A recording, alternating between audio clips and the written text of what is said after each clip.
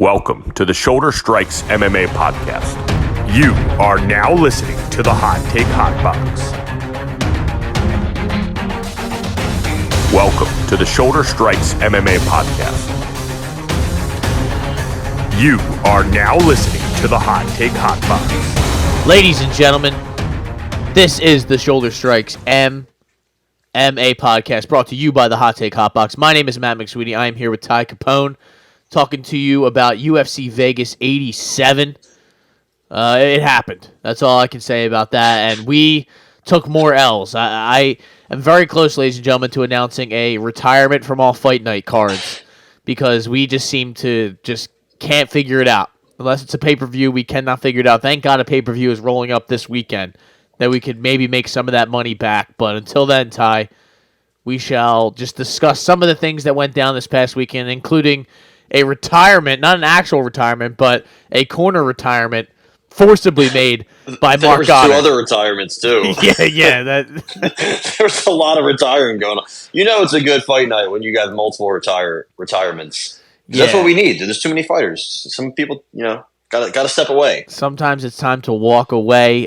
So let's just get right into it. Let's not waste much time here. Jairzinho Rozenstruik takes out Shamil Gaziev. Not necessarily took him out, but I think his nose betrayed him, and he had his mouth wide open the entire fight. It's amazing, though, Jairzinho still couldn't actually hurt this man enough to get him out of there, legitimately. He just, now we had, it was in between the fourth and going into the fifth.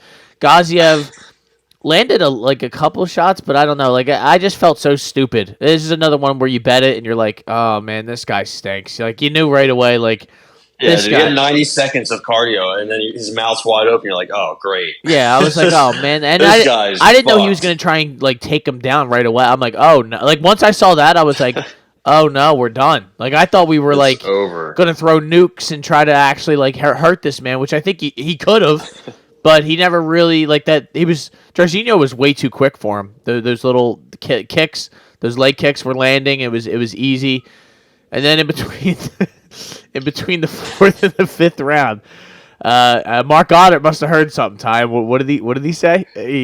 I don't know. What did he say? What did? Tell me what the corner said right now. Yeah, it was crazy because I don't know.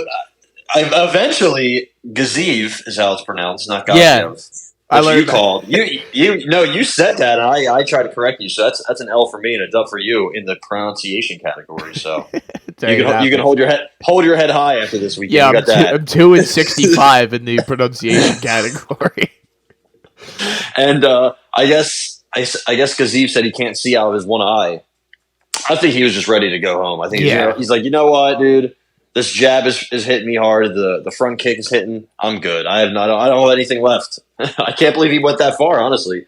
The fact that this fight almost went the distance is crazy. But tell me what he said. What did he say? Dude, Michael Bisping also, because he went for a takedown a minute in. He said, another lousy takedown attempt. And I was like, oh, my God. Oh, my God. John Anik on the call for a rare fight night. He was probably disgusted. At this, but couldn't believe they made him stay here for this bullshit.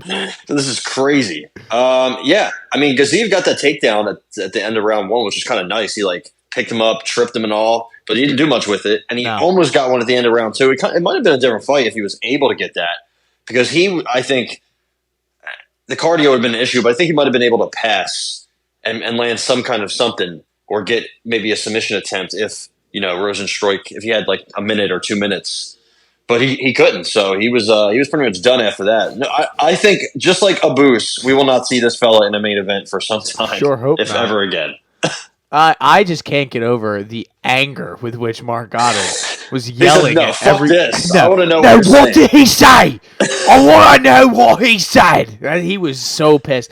And you know what? The Bisping, I think it was either Bisping or it was DC. I think was on the call. They're going, Shamil is not moving his head at all. He's not. He is just standing there eating jabs to his face. This is only a matter of time. I was like, oh man, I'm just sitting here watching it, having a couple adult beverages, just going, this is another bad bet by your boy Matt McSweeney, man. This is just another one where I feel like a big fat loser, and I deserve to because I think I went 3-6. You went 3-5. It's just another day where we should have, a couple of these we should have. Honestly, though, as we go through them, a couple of them we should have had. Dude, we got to start taking plus underdog main event Apex main event underdogs. There you go. That's what I meant to say. That's what we got to start betting. Just blindly, just because you know what? Why not? It could be anybody, and we should just start taking. Dude, he outstruck him 127-22. Like, so real quick, did you see Derek? I can't see the fights clearly. Had it even at the time of the stoppage. He had it 38-38 at the time of the stoppage. So he gave the first 2 rounds to Shamil Gaziev. And I'm not sure. Chris Lee didn't give him any rounds. He said, fuck this. I'm not giving him shit. All 3 judges had it scored differently. the trio of Cleary, D'Amato, and Chris Lee doing a main event at the Apex is pretty perfect, honestly. That is the UFC judging experience for you right there in a nutshell, because I don't know how on God's green earth. Yeah. What did he do in the second round? He got that dog shit beat out of him, man. Yeah, he didn't get to take. So what he did for the last 2 minutes and 4 seconds of the round was just hold him against the cage, and that was it. If Herb Dean was in there, he wouldn't have had that. But no, 26-7 strikes total for Rosenstruik to Gaziev in round 2. Not sure how you can overcome that deficit and win the round, but thank God it didn't matter. Imagine if we would have seen a split decision in this fight. I would have lost my mind. Yeah, especially... Derek Cleary scores the fight 48-47 Gaziev. I'd be like, bro, what? Wait, what? It was one of them things where you, like, where they're about to announce it, and then you hear the first judge's name, and you're like, wait, what? What are we doing? Yeah. Like, how did we get here? What the fuck? It was like, what was it? 48-47 Paul Felder when he fought RDA? That was wild. He was like, wait, me? You said my name? Yeah, he was so confused. He's like, how? Yeah, all right, like... Sure, whatever, dude. Let's do it. Who did I pay off? I don't even remember. But yeah, just to put a bow on this terrible fight. Yeah. Yeah, that's basically the best way. It's the best way to put a bow on it. That's it. It was a pretty brutal fight. Rosenstruik just outclassed him. We were on the wrong side here. We were stupid, and we will be better next time. That's basically all I have to say. So how about the next main event? We will cash out. I sure hope so. Vitor Petrino and Tyson Pedro. This one was another kind of a snooze fest. I don't think Petrino, did he ever really have him like hurt? I mean, he was hitting him and he was landing shots, and he kind of threatened a takedown at some point, but it just doesn't seem like Tyson Pedro just was kind of cool with not getting knocked out and just kind of, he was already going to retire anyway. So there was one retirement. Yeah, and he retires at the end of the fight and then says that he's going to have to rob somebody on the way out of here to make some bread. I'm like, oh Jesus, that's good. Only in the UFC you would hear some crazy nonsense. Those city kickboxing guys are not doing so hot these days, are they? Listen, I obviously the UFC fighter like money is an issue, I think, but.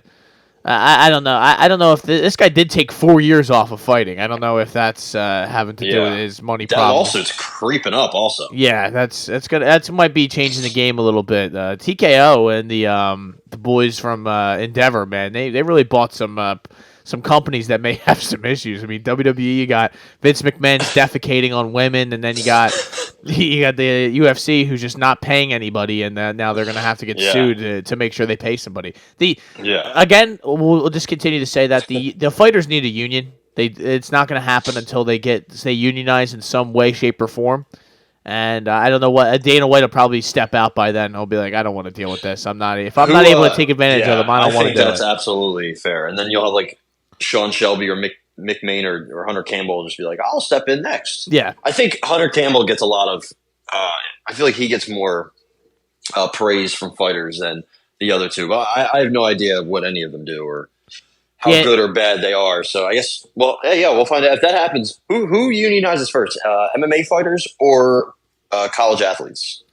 MMA fighters. I think the college athletes are getting taken care of right now until they start putting some restrictions on that NIL and stuff. But we might have to have a drop. We'll have to drop a sports pod soon to just discuss some of the different shit that's going on. But Petrino looked good. It's nothing against him. It's just I would have liked him to maybe put his foot on the gas a little bit more, and maybe try to get Tyson Pedro out of there. But what are you gonna do?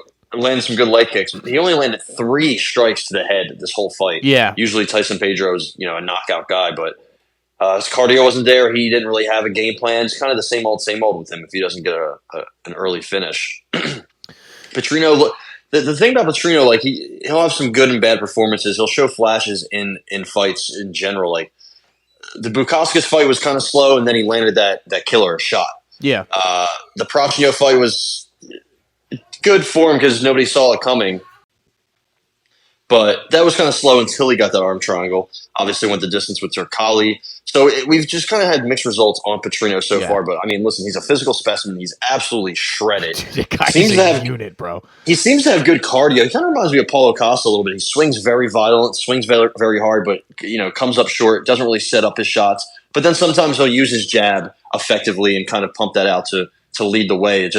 But then he won't follow up the jab. It's kind of – he's just looking for one big shot or just one jab. It's kind of weird. He is a very twitchy athlete. You see those head kicks that he throws that are like, counter head. He'll like counter a combination with a head kick that, misses, but it's pretty crazy. His takedown defense seems really solid for how like young and raw he is. Somebody who was finishing guys his whole regional scene career. And his takedown offense looks to eventually be a strength as well, possibly. He seems like he has a high ceiling. He's 26, so he's going to make these improvements from fight to fight. And he's being, he's raising his competition every fight, so that's good. So yeah, I mean, not some stuff he's got to clean up. It's typical of a guy on the ascend. Some a prospect in some ways.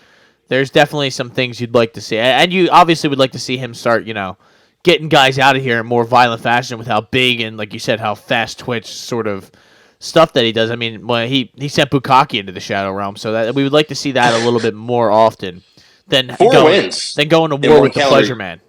Yeah, 4 wins in one 4 wins in one calendar year. Kind of impressive, honestly. So we'll see. Light heavyweight's not the hardest to climb if you just win fights. And he trains with Elizur Zaleski, Luan Santiago, Meow, the guy who knocked out fuck was his name? Meow. Al Sawadi, who we'll get to him. We'll talk about him. Yeah. So he trains with some good guys. So Matisse Scheffel, who just got, I think, obliterated by Darko Stosic, if I remember correctly, a couple weeks ago at KSW. But he trains with some good fighters. He's really young. I mean, dude, he is yacked. 77-inch reach, too. So, I see some potential, some Paulo Costa comparisons for sure. I still don't know what his nickname means. It took me, I tried looking it up for an hour, and I couldn't find it. So, if there's any Portuguese. Icao? Yeah, Icao. I don't know. Good luck. You're not going to find it. Who knows what that? If anybody, if you know a Portuguese fella or anybody, please let them know, and then let me know. Yeah, I don't think anybody's going to be able to find that. To be honest, it's unless his name stands for the Organization Oficial Civil Internacional. I don't think that's necessarily his thing. So, Civil Energy Center. Yeah, let's keep it moving. I guess. How about Muhammad Bukayev? He took a picture of the dump he took in the morning. I don't know if you saw that. I saw that on Twitter. This guy is.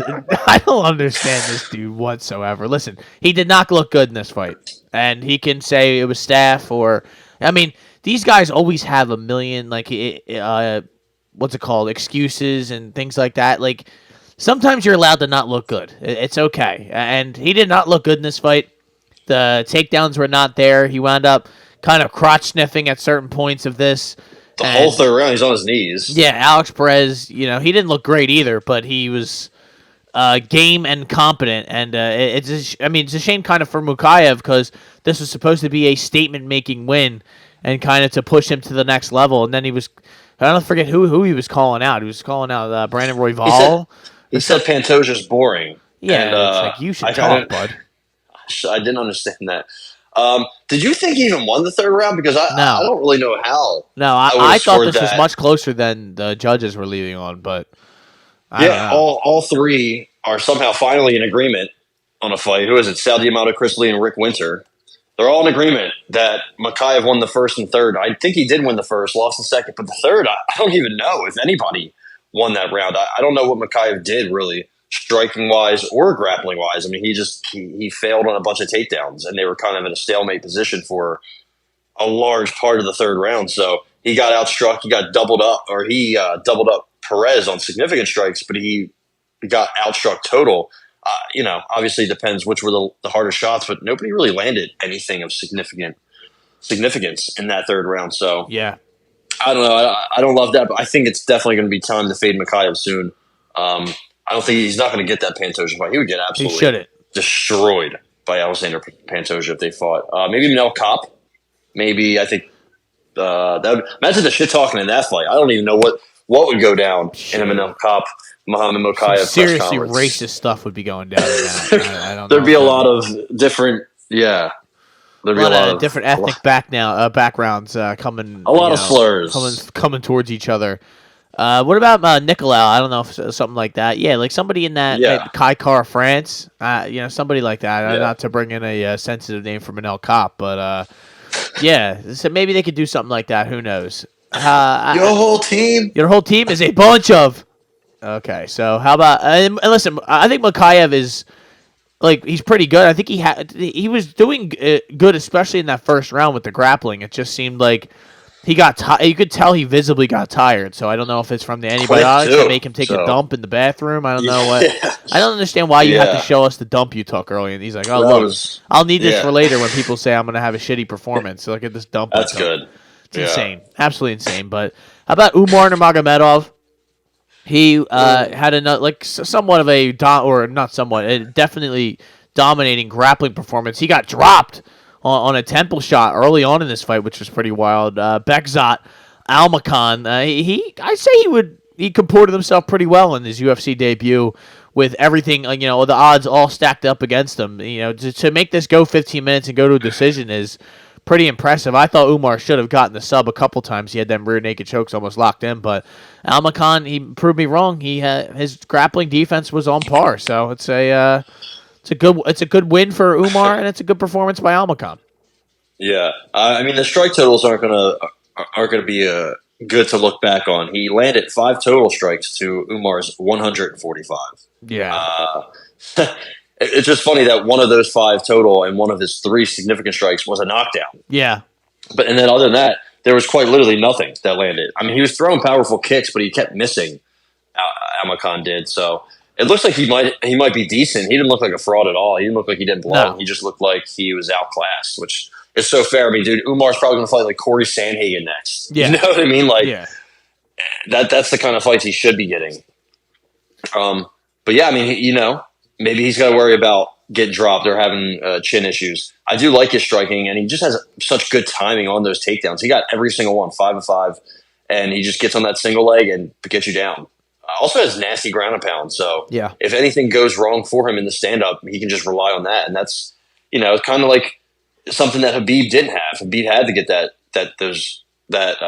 wrestling going. He had to get those takedowns, which he did, but anytime it did stay standing, sometimes it got a little dicey for him, at least early in his career. Almakhan had some good scrambles too. He did. So I'll give him that. I did think he, did better than I thought. I thought he was going to get submitted. So it doesn't really matter what the strike totals were. He was able to last. He even got some of those elbows in the second. Nasty. At the end of the second, I think were opening up some huge hematomas on his side of his face, and then a couple cuts. So yeah, we'll see what he does next. Honestly, he's probably going to look. He's going to get a much big step down in competition, which is going to be good for him. So yeah, we'll see what they both do next. Yeah, Almakhan's definitely on the bet list for sure because he definitely impressed me on Saturday night. How about Steve Urseg, Robin Aaron, and this guy continues to impress the boys here on the Shoulder Strikes MMA podcast. A straight right left that sent Matt Schnell into the shadow realm. Matt bounced his head off the canvas. Did you see the video of Chris Tognoni coming over to the corner? I can't believe he said that. I would have said, "Hey, old man, fuck you." Yeah, go fuck yourself. Man. I'll knock you the fuck out. Meanwhile, earlier in the card, you absolutely let my guy Al Sawadi die. You're like, "Hey, fight back!" as he's sleeping. Yeah. Like, what do you mean fight back? I gotta wake up first. You let that happen. And then later on in the card, you're like, "Hey, man, I don't know what was louder, that punch to your jaw or the sound of your head hitting the fucking canvas." Shut the fuck up. You're like, "Yo, fuck what? you, dickhead." Yeah, that would have pissed me off so much, man. Like, I can't believe that. I thought it was like I thought it was like old or AI. I don't know. I was like, did he really just ask him that or say that to him? Like, hey man, your head made a real loud noise when it hit the ground. I was like, yeah, thanks. that's insane. Fucking dick. It's As absolutely my insane. UFC career is nearing an end, and I am still partially, concussed. I have no Thank you clue for what reminding me. country I'm in, let alone you're telling me how loud the sound my head hit on the back. Like, Thank you for subtly telling me that I got knocked into a new dimension. Yeah. Thank you. appreciate it, Chris. Why don't you get out of the way sometimes when people are circling the octagon, all right? And Schnell, it's funny because he cracked Urseg in the first round, but Urseg kind of ate it. He did. He seems to have a good chin. He seems to have a pretty Urseg's complete good. game. Urseg Yeah, is he seems good. to have a pretty complete game. He's big. I think I wish he was a little bit more like I wish he started out the gate a little hotter, but even then he outlanded him 32-20 in the first round. So Yeah. it's not even that. It just a little. He doesn't go to the legs a lot. It's minor, small details. And he is what? How old is Mr. Robin Aaron? He's 28, man. So being that big for flyweight, yeah, he's already 3-0 in the UFC. And he made his debut less than a year ago. So Ranked and he's number beat 10 now. three good fighters: Dvorak, Costa, and Schnell. Like those are three talented guys. Yeah. So I can't wait to see what he does next. Give him an El Cop or somebody. Give me KKF. Yeah. Honestly, you could give him anybody because I'm all aboard the Steve Urseg bandwagon. I am I'm a big fan. Big fan. I would have said I was riding that thing, but that would have been absolutely insane to say. So hitting that hole. Yeah, hit that hole with veracity. How about that's the main card, by the way. I thought the main card wasn't horrible. I mean, some of the fights were boring, but It went the distance. Yeah, that there was at least Urseg gave us a knockout that we needed. How about Eric, your boy Anders, gets the win against Jamie Pickett. Now, Ty, I don't think your boy could finish his dinner if it really was in front of him. I mean, he couldn't even finish his block at Bama. You think he could finish Jamie Pickett? He got dropped hard by Jamie Pickett in the first round. Yeah, he disappeared from he panned out of the camera. It was wild. I was like, whoa, where'd he get knocked into? Yeah, and that was it. Jamie Pickett won a round. At least he did. There was a 29-27 in there. Derek Cleary's like, you know what? Let's toss in a 10-8. Why not? On his way out, let's just give him a 10-8 in his last round for no reason. That was fun. Yeah, I mean, Jamie Pickett, he looked, he looks like a physical freak, man. When he gets in there, like he takes up a lot of room. He's long. The strikes look good, but it's just, there's just a lot missing there when it gets to, actually finishing fights and winning fights. Anders, I don't know though. Like he's kind of the same way. He just seemed like he was the better version in this fight. I don't know. This fight was no. I should have stayed away from this. I was more mad at myself after watching it. Yeah, Jamie Pickett went 2-7 in the UFC, 1-2 in the Contender Series. That's a combined 3-9 under the UFC banner. Yeah, and his 3 wins coming against Joseph Holmes, terrible, Laureano Staropoli, and Jonathan Patty on the Contender Series, who is 8-6, the Samoan Savage. He actually he's on a 2-fight winning streak though. He's on a fucking heater, and he beat Joe Pyfer before, but he lost to Jamie Pickett and Joseph Holmes. So that's Ryan Spann and Puna Haley Soriano. So he's got some good losses, right? Yeah. But not again. Losing in a minute to Jordan Wright, not good. Getting arm triangled by Charles Byrd on the Contender Series, that was bad. So not the best career for Jamie Pickett, but he calls it quits. He retires. That's the third retirement of some sort on this card. So yeah. So there you go. That was another added to the retirements. Hope he enjoys walking off into the sunset because he would have been on the roster watch had he not made that decision. Yeah. So how about let's do it. Vinicius Oliveira? I don't like this guy. Let me just say that. I just don't like how he thinks he is the fucking greatest fighter to ever grace the octagon. There's I don't know what it is. Can't explain it. But listen, what I can't take away is the fact that this man had an absolute highlight reel knockout of Bernardo Sopai. That was listen, Sopai, the third round, if somebody could have thrown the towel in for him, they should have. Because it was over. You could tell the way he kept looking at the clock. He did not want to be there. He wanted nothing to do with what was coming back at him. He looked good early in the fight. He really did. He was getting some of that grappling off. He was landing shots. it just, it went downhill pretty quick there, Ty. And as soon as that round, the beginning of that second round, it started to really just go the opposite way, and Veniscus just had his way. And, so Sopai looked at the clock one more time, turned and saw a man running full speed at him and threw a flying knee that just ended his not ended his consciousness, just separated him from his consciousness for quite a while. Quite some time. And then, I love when the guys knock out somebody and then they want to go over to the guy and talk to somebody in the stands above him. It's like, we're not going to let you do that. Right next to his corpse. Yeah, you got to go wait for a little bit here before we can get this guy up. And his leg, I guess he fucked his leg up with the kicks or something. Oh man, yeah, those low kicks were doing real good. Because he got up. He got up. He couldn't walk on the one leg, and the other leg was wobbly. I'm like, why are they doing this? Like, they're just trying to get this guy out of the cage. Yeah, it's like Trevor Lawrence. Somebody get him a goddamn cart. Yeah, dude. Do something to get this guy out of here, please. Yeah, he was doing well. Did really well in the first round. Got 2 takedowns. Did some good work on the ground. His boxing looked good. Round 2, kind of a little bit of the same, but he got taken down. There were some scrambles. He had him in round 2 on the ground, and then he, Oliveira started to stand up, and he went for a standing rear naked choke, lost position, then he was on his back, and he started getting some ground and pound thrown his way, and then he was just gassed. And then the leg kicks worked. He wasn't checking any of those. Then his legs went. He was just pretty much done. He was looking for a way out. And then, Vinicius, Loke Dog. Good nickname. Not sure exactly where the origin of that is, but Vinicius de Oliveira Prestes de Matos with a huge that was a crazy flying knee because his body folded badly.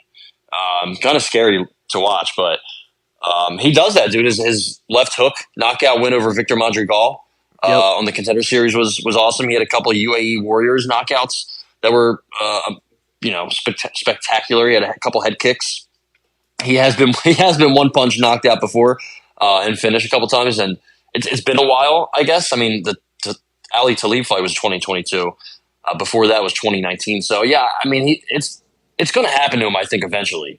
But he's a lot to deal with at 135, man. He's 5'9", 71-inch reach, like quick. Yep. Hits hard. A bunch of different attacks. You don't really know where it's going to come from. He's very probably tough to prepare for, when he's so with his unorthodox style. So yeah, he's probably going to get some good wins. I think Sopai might be better off down at flyweight. He's 5'6", 66-inch reach. I feel like that might not be enough at 135, but he'll be back for sure, I think. As long as, the knockout doesn't do anything to him mentally. But he's an Albanian, he's a Swede. Off. Yeah. He's a tough bastard. He won't die. But yeah, also take a couple months off. Please. For all of us, for yourself.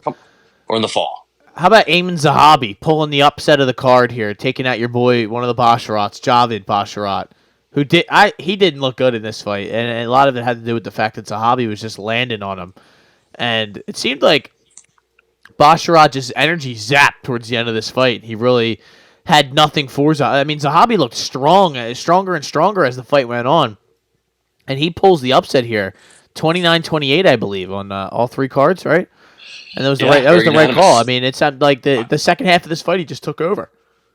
I think, man, he could have won that second round, but he got cracked to the end of the second round, and I think that might have honestly swung it because there wasn't really, it was very even. It was very close in the first 2 rounds. I mean, they were separated by not many strikes totals at all. Basharat couldn't get a takedown. Zahabi did pretty well controlling him against the cage and just, not getting taken down. To Ayman Zahabi, I mean, his demise was premature. I think greatly exaggerated. Yeah. 4 wins in a row.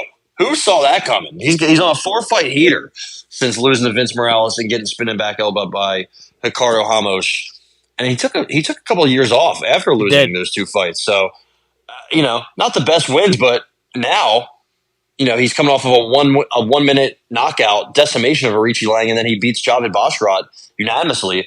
He's on a heater, man. He hasn't been really losing rounds since he came back. So maybe he's just it's funny because he's 36. You don't really see many fighters just hit their stride in their mid-30s at these lower weight classes, really. So it's kind of interesting to monitor. Maybe it was just a bad night at the office for Basharat because I thought he was doing well. He looked quicker. I thought he looked good in the beginning. But then he kind of gassed. So that's going to be interesting to watch going forward with the Basharat brothers. And the Zahabi brothers. The first chink in the armor there for the Basharat brothers. Maybe this is the thing that's going to bring down the house of cards that is the Basharat dynasty. Who knows? I'm not saying anything, I'm not proclaiming anything. I'm just saying this is not good. The first L. And the only undefeated guy who went down in this card, we kind of were saying someone's O's got to go, and someone's O has to go, and it was a couple of Jabir Basharat. No, I think Gaziv, right? He was undefeated. Oh, that's right. Yeah, I didn't count him though because he in my mind he is not a real person.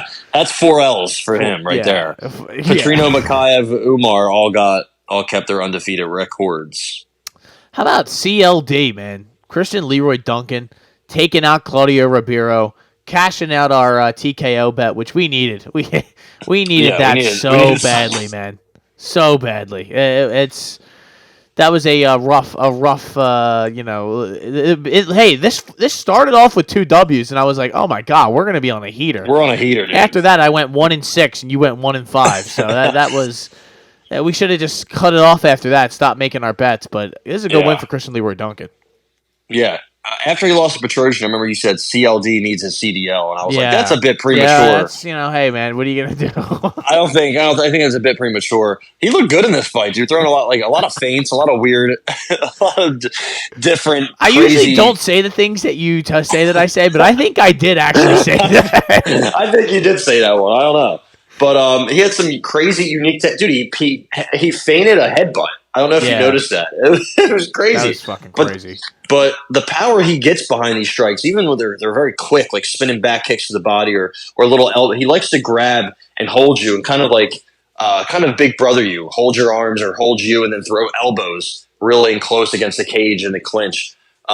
Sometimes he doesn't keep his hands up defensively. I feel like I can see a moment where he gets cracked, but he has a good mix of kicks. He came out wrestling with ground and pound in round 2. I thought that was awesome. He showed you different looks in different rounds to really, confuse you because it probably takes a round to get used to that striking. And then, you feel like you have a good read on it. Boom, goes for a takedown. He's a crazy athlete. He's going to get that takedown, especially if you're not looking for it. And especially if you're, not the best on the ground. I don't think Claudio Ribeiro is. So that was easy work for him once that happened. Out just completely ran through him.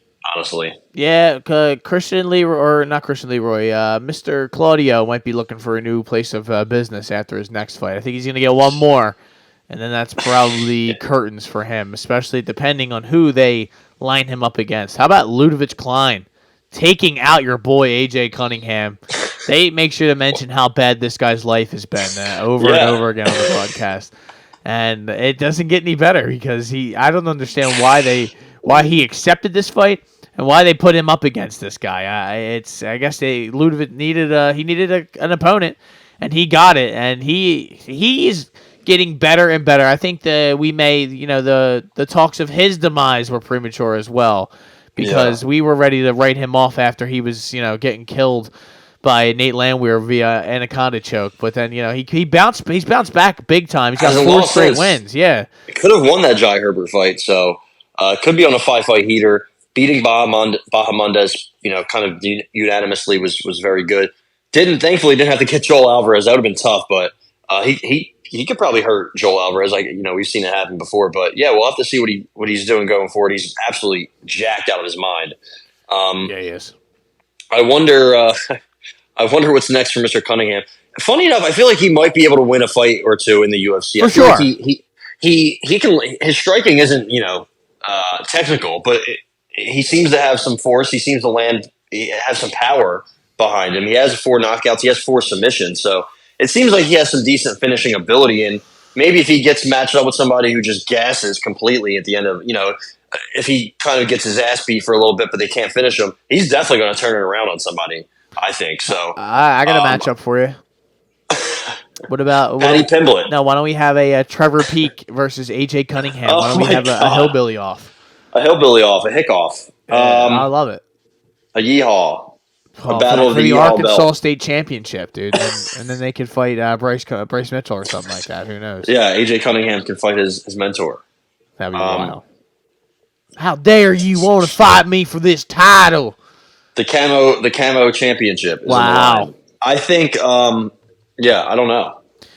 Yeah, who cares, right? How about Loic Radzhabov and Al Zawadi? This guy. We should have. The Tajik tank. He bounced back after his elimination by Rembetsky, who has an N in his name, but it doesn't actually have an N in his name. It's not there. So, make that make sense. But he just eliminates Al Zawadi to begin the third round. It came down to the third round, and then Loic acted like he knew what was going on, and he walked across that octagon and he eliminated Al Zawadi, and that's a good W for the Tajik tank. Yeah. I honestly thought he was going to... That was pretty... No, I thought he was going to just gas. Honestly, I thought that was going to kind of happen again. The first two fights just didn't really go his way. Got knocked down a couple times. Al Zawadi, man, they were exchanging back and forth, and he was doing well, but then he was taking shots. It didn't look like he reacts to shots very well. He does a lot of ducking and hunching over, so I'm not really sure. He's a weird fighter. He's very unorthodox. I think he's kind of talented, but it just... he just kind of, like I said, he doesn't take shots well. He doesn't really have a good chin. He's been knocked out multiple times now.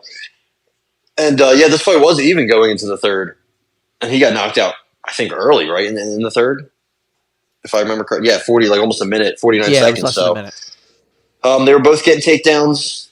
Like I said, it was just a back-and-forth affair, especially first round. Loic got 4 takedowns, and then in the second, he got taken down. So some decent scrambles. It was a decent scrap for sure. I wonder what they do next with either of them. But maybe Natan Levy for Al Zawadi next. What do you think about that? Why not? We'll just really get everybody fired up and worked up here. And why not, right? I mean, let's have some fun. How about performance of the night? Steve Erceg, Robin Aaron gets $50K, well deserved. Vinicius Oliveira and Bernardo Sopai get fight of the night for $50K. I'd say that at least Sopai gets $50K. Yeah, that's good, right? That's for his troubles, and then Oliveira gets another $50K for his performance of the night and his knockout of his medical bills, Mr. Sopai. So Sopai, he made some extra bread on the way out for his troubles. And that was UFC Vegas 87. And I'm sorry, I forgot the referee of the night, Mark Goddard. Wow, I didn't know they gave that one out, but there you go. The decision of the night. Yeah. The Dude Wife's decision of the night. They gave to Mark Goddard for his decision to demand an interpretation of what did he say? Tell me what he said to his corner. Tell me what he said to his corner. Fight back, Colby. I love it. We need him in the main event. Dude, so meanwhile, did you see what Herb Dean was doing in main events at where was this? Where was this? I don't even know. Did you see it? I did. It was see one. It was one FC.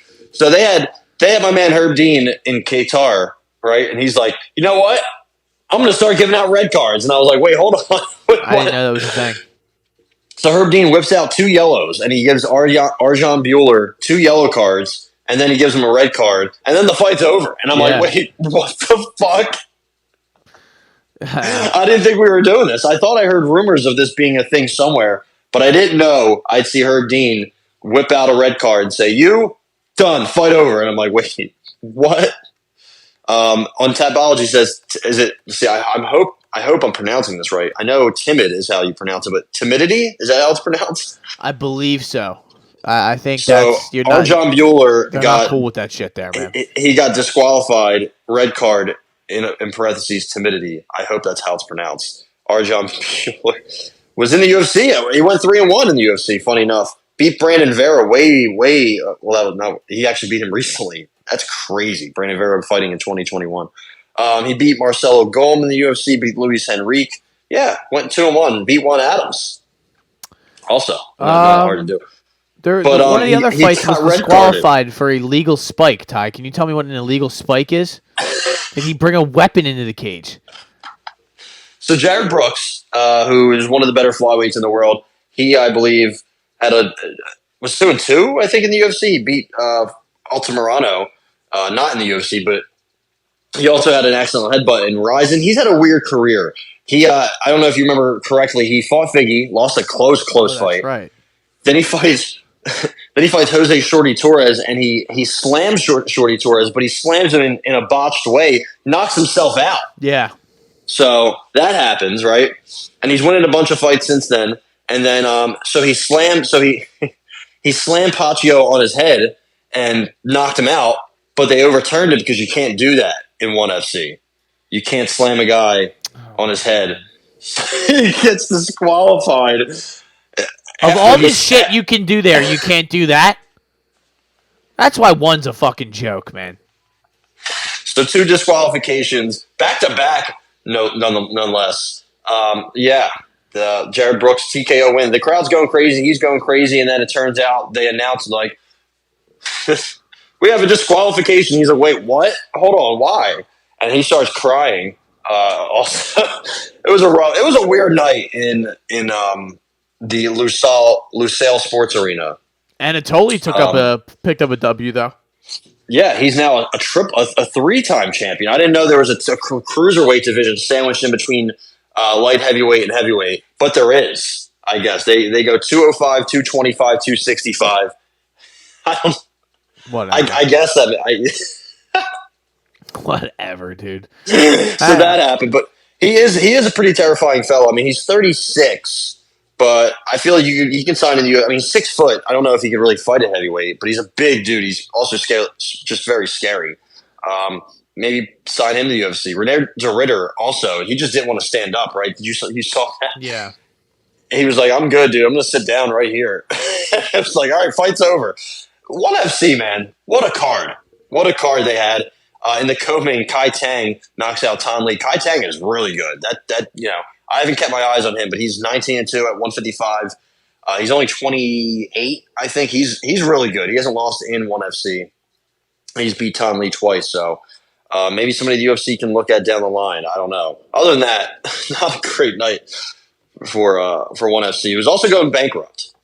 Well, a big shocker there. I don't know how they're keep putting on all these events, but they're going to be in Thailand for the next month or so. So that's worth. You can go to the Lumpinee Boxing Stadium to watch, one Friday night fights over and over and over and over and over and over again. So I'm pretty sure they're coming to the U.S. very soon. So that should be fun. Are you going to go to that? Would you go to that if it was in your backyard? Would you even open the window? That's one of the funnier things. You seen Darren Till said that if Bilal Muhammad was fighting in his garden, he would close the window of the blinds. That was one of the funnier lines of all time. That's good. Darren Till's a funny. And then Bilal Muhammad said, "I didn't know they had gardens in trailer parks," and that was also pretty good. That was pretty good as well. That's a 10-8. That's a 10-8. Yeah. So that is the Shoulder Strikes MMA podcast for the most part. We had a little bit more. No, we had a little bit more. Well, I mean, I guess we have to talk a little bit about some of the other nonsense that happened. How about your girl Amanda Serrano getting her fight getting canceled because she got chemicals from her hair in her eye, and they had to refund everybody the entire gate for the fight. She's in the cage. Jake Paul's announcing this, which is the most ironic part of this all. She has got glasses on. She's fucking crying, and I'm like, is that going to hurt her eye even more? I had a lot of questions about what was going on. I'm like, you got her hair done before a fight. All right. And then the chemicals get in your eye. Or did she fail a test? What happened? What do you think? Are we putting our tinfoil hats on, or can we chalk this up to bad chemicals? I don't know.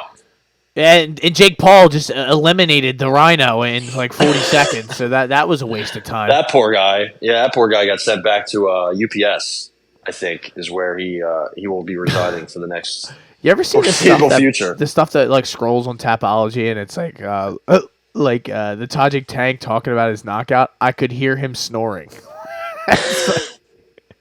Like, all right, man. I don't know if I needed that. Brutal. I don't know if I needed that little tidbit, but yeah. What else happened? He was taking a fat nap. Makwan Amirkhani, dude. He came out the gates firing on all cylinders. Where was this? And then it did end well. It didn't end well for the King of Finland. I believe that's his name. Mr. Finland. Right? Mr. Finland, not the King. He's definitely not the King. This was at Octagon with a K54 in Czech Republic. So Mohamed Machayev, who's 14-1, and his nickname is the Beast. He looks pretty good. He's 24. I was going to say 14.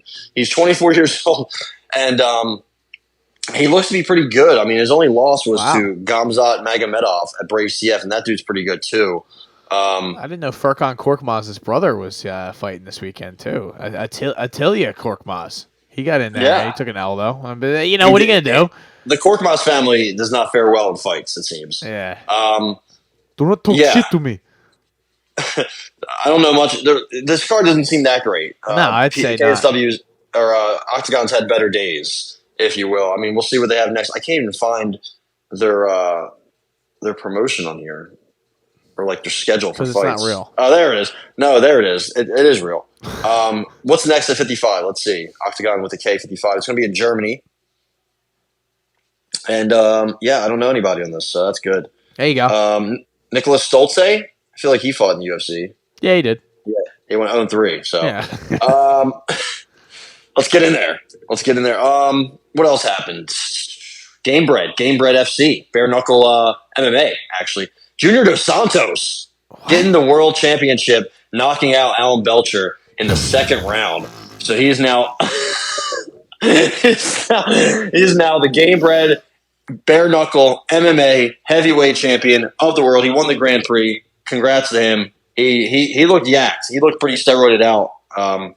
Chase Sherman catching another dubski. He's on a heater, dude. He's won 2 in a row. He just knocked out Alex Nicholson in the first round. Oh, the Spartan. Carl Roberson lost again. No surprises there. Downtown TJ Brown beat TJ Williams with an arm triangle in the second round. That's a good win. Dude, Jesse Ronson.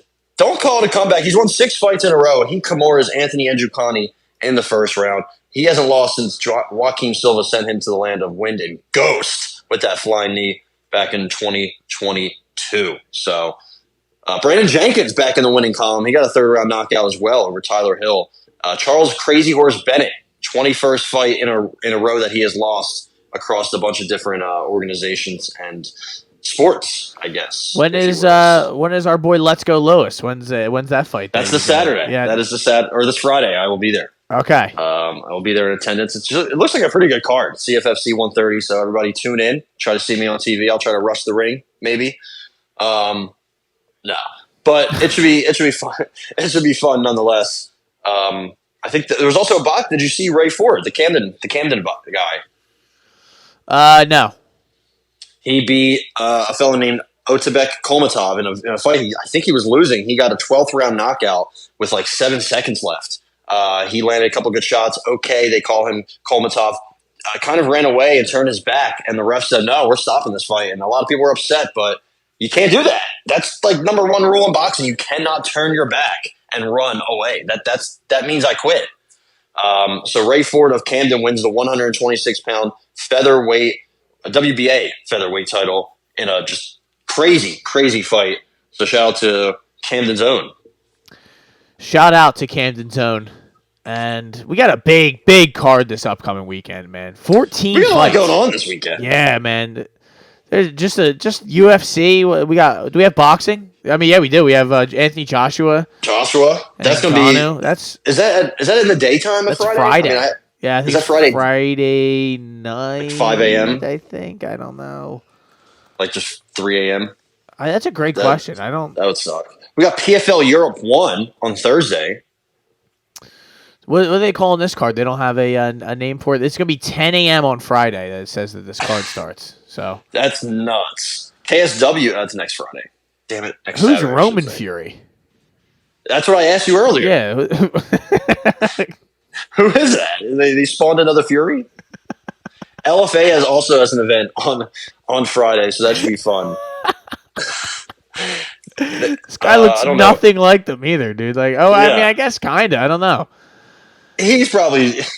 He probably stinks, dude. Let's get Biagio out here. Where is he? Biagio is fighting soon. He just fought. No, I'm sorry. Nico Ali Walsh is fighting. I believe he just fought. Did he? Or he's just fighting soon. He's actually pretty decent. Yeah, he just fought last week. He was on the undercard of the Ray Ford and Kolmatov fight. That's right. He got a unanimous decision. I'll never forgive him for losing to that guy. Akali or whatever. Fellow. Yeah, that was rough. That was rough for me. It was tough to see my man go down like that. So Yeah, listen, that's pretty much it for me. I don't. I'm saving all my ammo for later on this week for the UFC 299 preview. We got Joshua Ngannou. We have everything that you could imagine. Knockout Chaos is what that card's called. Oh God, I see they're making a video game for it. It's like a Mortal Kombat poster. It looks kind of cool, but it seems like we're doing a lot here. Riyadh season. It should be a good card, like the main card. His Excellency has to draw a little bit of a distraction from what else is going on. Yeah. Around his, it could be a myriad of things. Riyadh season might be coming to an end permanently for a while, involving sports. If they want to be taken seriously, this man's just involved in fixing of F1 races. So that's, from the outside looking in, that's a little bit of a concern, Ty. You gotta wonder if it's even worth betting some of these fights if we don't know what side the fix is. We're gonna have to look into that. We're gonna have to get our Excellency to look into that. So yeah, whoever that is. Yeah. So there you go, ladies and gentlemen. This has been the Shoulder Strikes MMA podcast, brought to you by the Hot Take Hotbox. My name is Matt McSweeney, and I am Ty Capone. And as always, do not bet on a UFC main event at the Apex.